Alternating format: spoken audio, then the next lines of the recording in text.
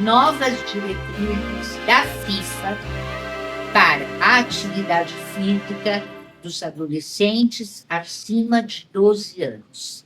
Saiu agora, em abril, agora. Para falar sobre isso, está aqui comigo com muita alegria, finalmente, né? Doutor Nabil Goraeb, que, como você sabe, é médico cardiologista e médico do esporte. E aí, Nabil, o que mudou? Pois é, sabendo que eu aprendi tudo com você, do que eu estou fazendo aqui. Não, eu queria dizer o seguinte, a FIFA, no ano passado, formou um comitê europeu que tem uma única brasileira, a doutora Cléia Colombo, que é a nossa parceira, inclusive, que foi representar a América do Sul, praticamente, sobre o que deveria ser feito para um adolescente praticar futebol profissional no futuro, quer dizer, se preparar para o futuro.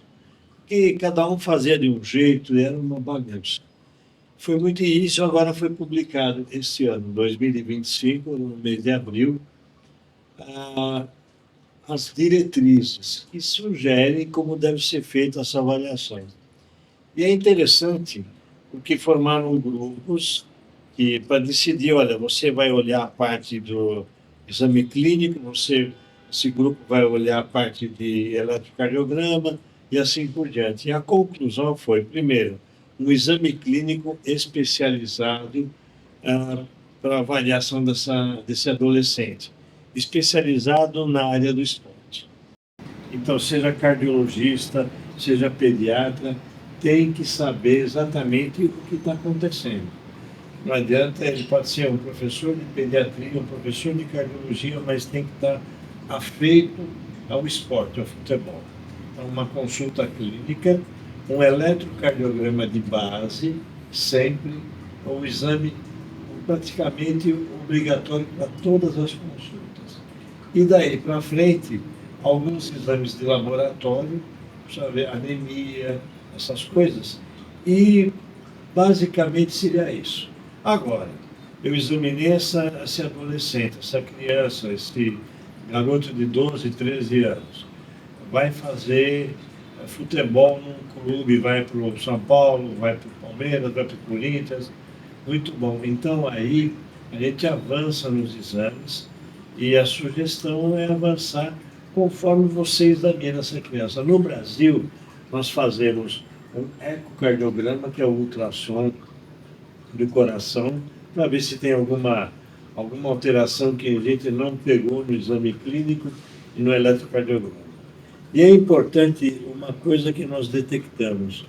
Muito dessas crianças e adolescentes, sem falar nada para ninguém, os pais levam para tomar injeções de hormônio para crescimento. Então nós estamos assim assustados. Assim, tipo automedicação? Eles conseguem... Sem receita, sem médico? Eles vão conseguir com os remédios, muitas vezes médicos picaretas mesmo, que é o grande problema que está havendo hoje no Brasil, são as picaretas. Então a gente praticamente tem uma situação onde os picaretas estão comandando hormônios, que é um absurdo.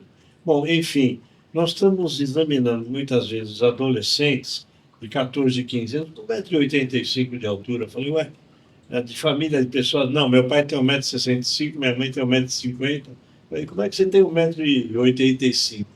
Eles estão indo procurar tomar hormônios para crescer. Com isso, ele vai conseguir um lugar para jogar no futebol, principalmente goleiro, zagueiro, central. Quer dizer, as coisas estão nesse caminho e a gente tem que alertar. Não se deve fazer esse tipo de comportamento hormonal. Em segundo lugar, nós estamos procurando a utilização de hormônios indevidamente. Então, agora, quem atende um atleta que quer trabalhar num clube, eu sou obrigado a investigar se ele toma hormônio, porque realmente é um desastre para ele no futuro.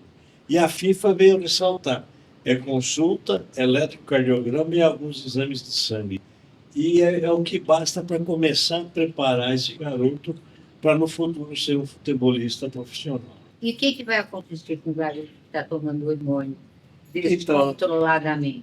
nós temos encontrado alterações na aorta, no coração, no comportamento ortopédico dele, alguns ligamentos com problemas, músculos, lesões mais frequentes. Quer dizer, infelizmente, a necessidade de ganhar dinheiro dessas famílias mais humildes, o garoto é a salvação financeira deles. Eles querem que esse garoto seja. E você vê, a gente pega nomes, você não acredita. Riquelme, nome de um jogador argentino, Raí, e assim vai. Neymar. O que nós encontramos na garotada já tem nome de jogador de futebol, porque o pai quer que ele seja um jogador de futebol. Seja Sim. bom, né? Ele quer que Não seja. interessa qual é a vocação do garoto. Não tem vocação, ele vai ser jogador. Agora, se você olhar um garoto de 8, 9 anos jogar futebol, é uma delícia, né? É. Ele não precisa. Agora, e o grande problema é isso. Se eles tiverem vontade e qualidade, ótimo. E se ele não tiver qualidade? Porque uma grande quantidade dessa garotada vai crescer, chega nos 18 anos, ninguém pega para jogar. Então ele preparou e não vai ser nada. Então, temos que lembrar para os pais, eu não sou pediatra, mas a gente tem que lembrar os pediatras para tem que mandar estudar, manter estudos, ter uma carreira, não só no esporte, ele tem que ter uma segunda carreira. Porque o esporte, às vezes, se machuca e aí? Não joga mais. O técnico do São Paulo Futebol Clube aqui em São Paulo, atualmente, é um ex-jogador que com 20 e poucos anos teve uma lesão, não pôde jogar mais. Ele jogava muito bem. Ele ainda conseguiu ser técnico. E aquele que não consegue, vai ser o quê? Vai vender salsicha na feira. Então é importante que os pais andem junto com esses seus filhos, temos que prepará-los. Agora, eu acho que deveria deixar para o garoto escolher a profissão. Mas deveria mesmo, é óbvio, né? E como a história hoje, a gente sabe que quem ganha muito dinheiro é jogador de futebol de primeira linha, cantor sertanejo ou político, né? Ganha salários maravilhosos.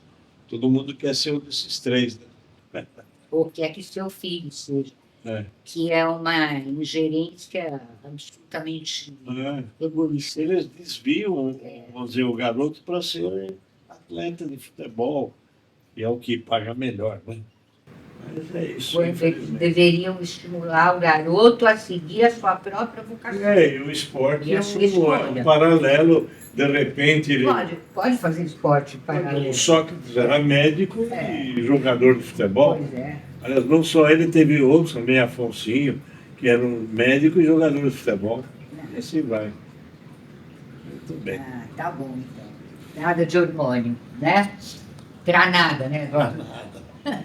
Então, tá. Muito obrigada, doutor Nabil. Obrigado a vocês. E cortou. When I grow too old to dream, I'll have you to remember.